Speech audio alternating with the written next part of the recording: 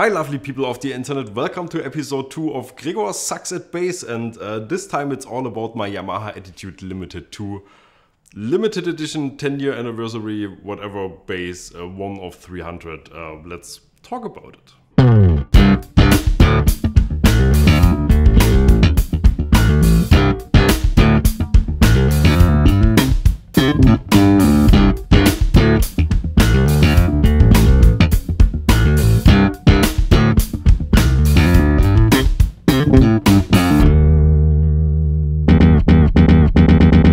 Welcome back to this new series where I just sit here at my desk, say things.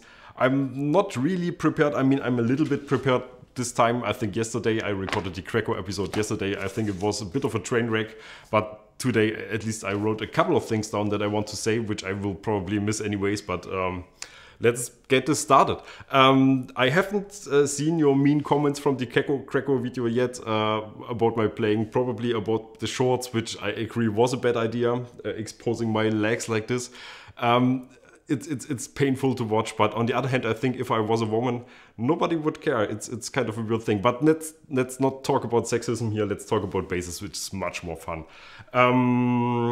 Another thing I just want to add, the Gregor bass is, I have no idea why I started this series with this bass. It was really a terrible idea. It is by far the hardest bass I have to play. It's incredibly hard to play. The neck is huge. You have to keep it in place at all times. It's a nightmare, this bass. I mean, again, it sounds really cool, but it's a nightmare to play. I have no idea why I started this. Building up my confidence of playing for you, which I usually never do. As you might know, you might be surprised that I'm suddenly doing this.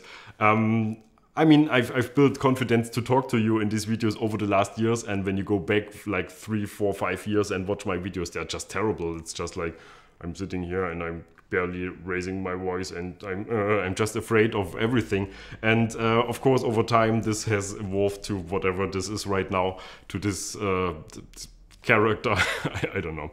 And but playing for me is still very hard because I'm a bit of a perfectionist. I mean, I guess all musicians are.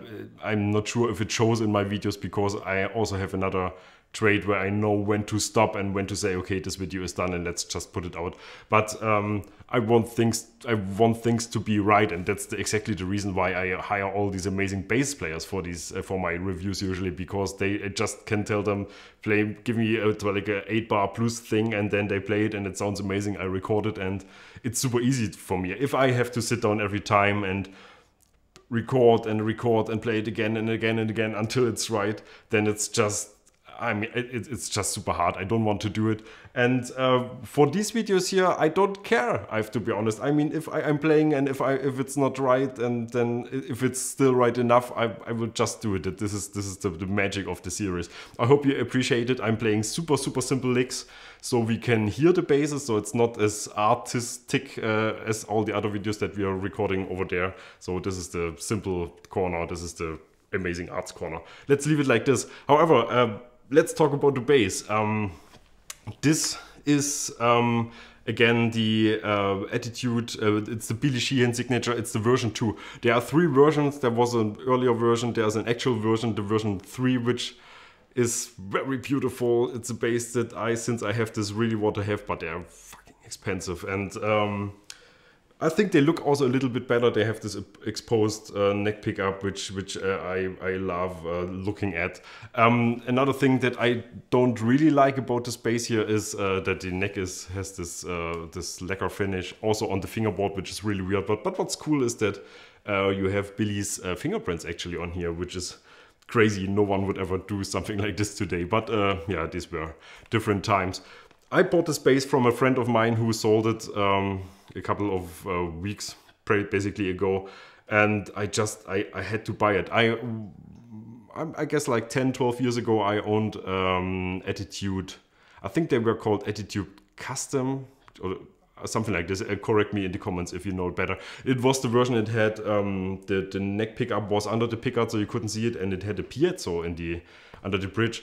It was actually a really good bass. At the time I was on this year-long P-bass hunt, which is finally finished now, where I was in love with the sound of P-basses, but I just could never find one that worked for me and gave me this sound. And I tried. I mean, I was working at a huge music store at the time. I was the department manager of the bass department there. We had everything, like all amazing custom shop Fender basses, all the brands, and like I mean, lots of really good stuff. And I got to play it all. I was playing with my former boss in the same band, so I could even like a rehearsal room was in our stock whatever hall, and so I could just bring everything from the showroom into rehearsal and try it there. It was an amazing time for that. And yeah, but I never really found the P-Bass that was working for me until I had this Yamaha. Long story short, this is a crazy bass, and when this one arrived, it took like 5 minutes until I knew this is my bass. This is not just another bass, not just another P-Bass. This is my bass. It feels right. It sounds amazing. It's just exactly my thing. And I have basses like my Sandberg, for example, which is very close to my heart. Also my Visual Deal P-Bass. These are my two favorite basses. But this one here, there's some magic to it, and of course it has something to do with all the electronics, which we will talk about in a minute. First, let's just hear something else. This is the sound that I usually play through my amp.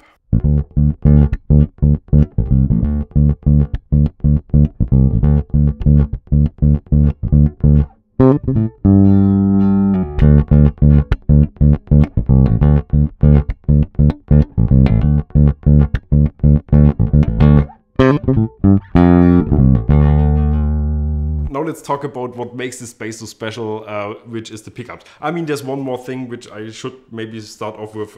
It's the body neck construction. It's just 2 bolts, but the neck actually goes in to the body until here, which is very unusual for a P-Bass. So that's why it sounds different than normal P-Bass. It has more sustain. It's more like a set neck situation. And it's a super fat neck, which also adds to the sound, of course, as you hopefully know.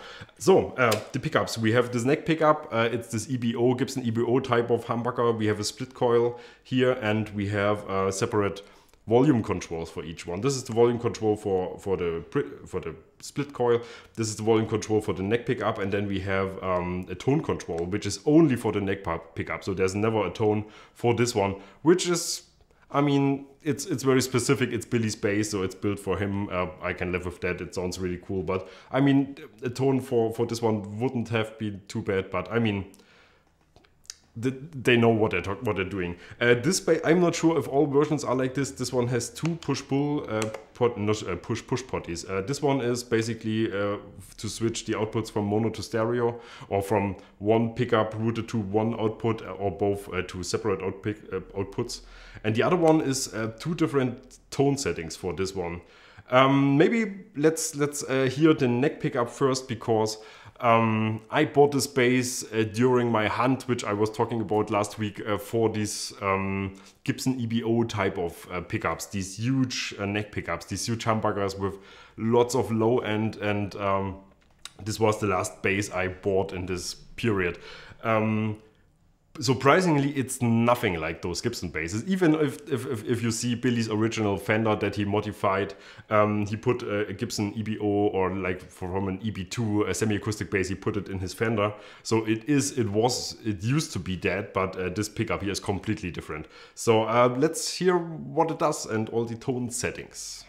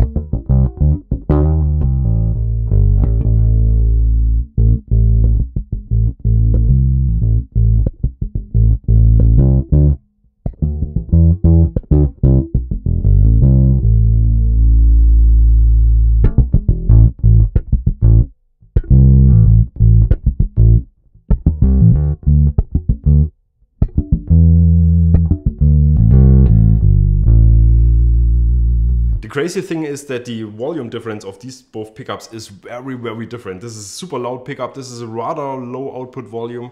But of course, you can mix them together, and I really have to tell this to me again and again, especially with active, very loud basses, that you don't necessarily have to turn the volume of basses all the way up. And with this bass, really, there's some magic if you don't do that, if you just find a good mix and just leave it there. And this is clearly a rock bass. It's made for Billy, it's made for Billy rock stuff, basically. But I mean, it works really well for like nice P-bass vintage type of sounds with the support of this, which can give you a lot of low end. But as you just heard at the very beginning, it's not none of those nasal pickups at all. It's very clean, it's very clear, it's become very, I didn't expect it, to be honest, not at all.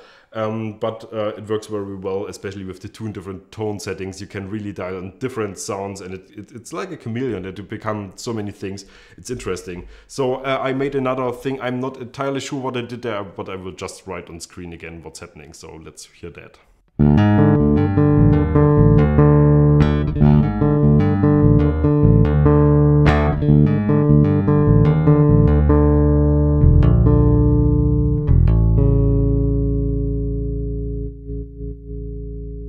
Billy Sheehan is of course using this bass very different, so he's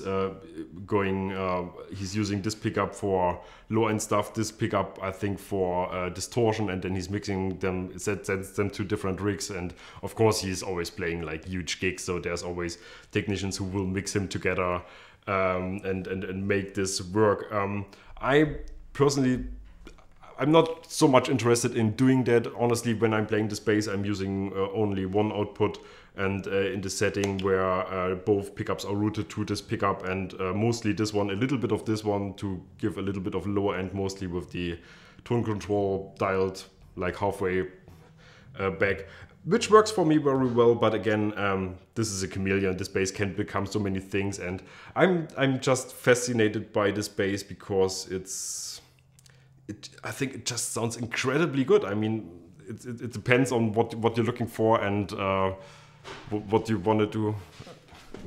Emma? And I'm back. I just had to go next door to ask my daughter to be a little bit quieter because she's doing stuff in her room. She's quarantining at home right now, which is someone at her school tested positive, and so she's at home for another week. What weird times we're living in. However, I'm not entirely sure what I told you yet about this bass. I guess enough. It's an amazing bass. Let's just leave it like this. I just put new strings. If you want to know what you heard, I just put La Bella stainless steel 45s on this bass, which it's the first time for me trying them. Thanks to La Bella for sending these over like half a year ago. Love them. This is what the set usually looks like. Rheingold just sent me a bunch of cables for the bass. Actually, I got them made for the bass because these are the cables that I love. Which, I mean, I don't really want to touch this debate, to be honest, because there's a lot of people who don't believe in cables, whatever that means. But if you're playing a lot of passive basses, cables can make a difference. Not like a huge difference, but they make a difference. And these Rheingold cables are, to my ears, the best sounding cables for passive basses. But again, I don't really want to touch this. I'm doing a review of their preamp next week, so that's why they send stuff. Where were we? Yamaha Billy Sheehan bass, amazing bass. At some point I want to have number 3, but it's I guess they're a little bit expensive, so but at some point it probably will happen. Amazing bass, I love it. Let me know what you think. Give me all your questions. I don't know, and tell me what to do next time. I mean, I asked you last week what I want to do, what you want me to do next time, and now I just did it anyway about this bass. But I'm just doing this right now because I have a little bit of time on my hands. Next week, Lars will be here. We will record a good bunch of videos, and then I will be busy for weeks. But again, I think this here could become a thing actually, and just give me your questions, give me your video ideas, and then I will see what of those I think I'm interested in doing, and then we can talk about more basses or other stuff. Bye.